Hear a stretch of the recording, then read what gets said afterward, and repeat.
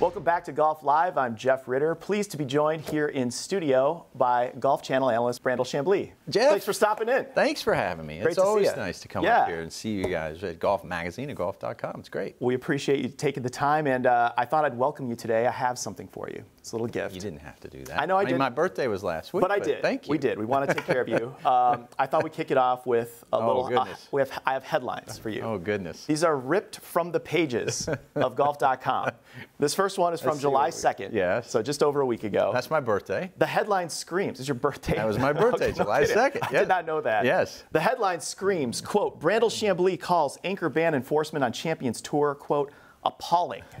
Yes. This is for you. Okay, That's yours. Thank you. Thank you. Second headline. Yes. This is a week later, July 9th. Yes.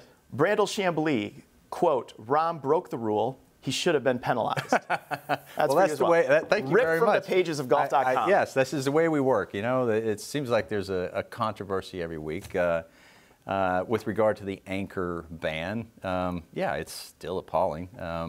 You know, I've talked to Scott and Bernard Langer and Thomas Pagel and McLaughlin and Brian Clare and all of them. And, you know, look, they're not breaking the rule. They say they're not breaking the rule, you know. And nobody questions Bernard Langer's integrity. He's a marvelous human being. But the fact remains that it looks like they're breaking the rule.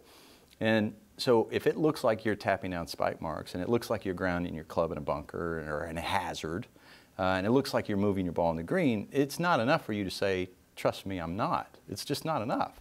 You have to demonstrate clearly that you're not.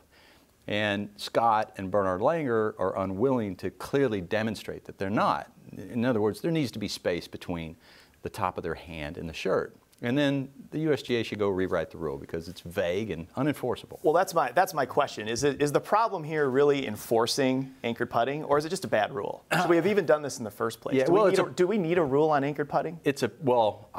Initially, I didn't think so. I thought that was a perfect time for bifurcation. In other words, anchor putting shouldn't be allowed at the professional level, and it should absolutely be allowed at the amateur level. They didn't do that, so they decided to ban it all the way around. And then they wrote a rule that is vague and unenforceable. You can anchor ban. I mean, you can anchor putt still. You can. You can absolutely anchor your hand against your chest and putt and just say, I didn't intend to. Yeah. And there's no penalty.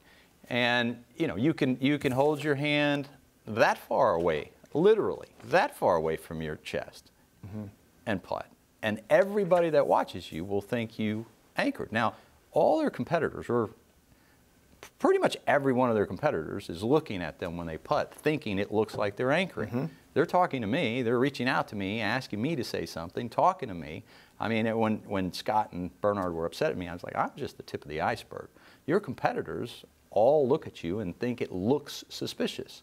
And you say you're not anchoring. Well, I believe you, but it's not enough. You know, you have to clearly demonstrate that you're not. That's interesting to me that you have players coming to you, because that was one of the things I wanted to ask you about. Is I think one of the reasons why these are headlines that I've presented to you today is because you're one of the few people on television that will go there, that will call out not only just players, but even the governing bodies. Do you see that as something? Is that something you're actively trying to do? Is that something you see as part of your role, or is it just evolving that way? Is this just organically happening? No, it definitely organically happens. You know, my role is to talk about every issue that arises in the game of golf, and I'm on TV a lot, and I sit in a chair where every 2 minutes someone turns to me and says, "Why did that happen? What do you make of it? What's your opinion? Why does this guy do that? What happened there? Why didn't they call this penalty, that penalty?" And I have to have an opinion. And so, you know, often, you know, you end up talking about what happened at the U.S. Open last year with Dustin Johnson and the USGA. And, you know, in that situation, they got it wrong. Does that mean that everything they do is wrong? No, heck no. Yeah. Not at all. They do marvelous things for the game of golf, but that particular situation, they got colossally wrong. With this, you know, Rahm did break the rule. He should have been penalized. You know, people on Twitter, and even in some headlines, they would say, Brandel said Rahm has no integrity. I never said that at all. I said the integrity of the championship has been brought into question, and the dynamic of the competition has changed because they didn't penalize him. He had a 5-shot lead. He should have had a 3-shot lead. He should have been penalized.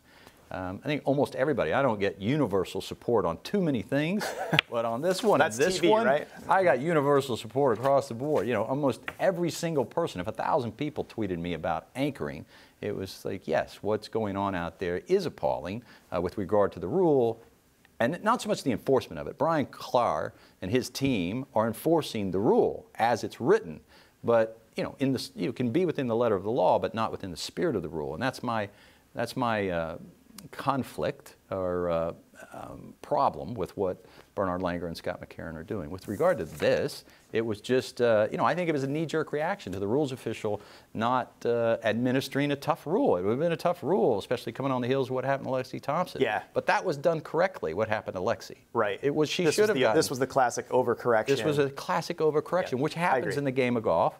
People overcorrect all the time. It's happened with regard to the rules eons ago. It happened, you know, there's many, many instances of it. So, and this is one of them. You know, look, he won. He's an amazing player. He's one of my favorite players in the game of golf. I love watching Jon Rahm. I did not, if you're watching this, Jon Rahm, question your integrity. I did not. There it is, John. Did not. Your integrity is intact.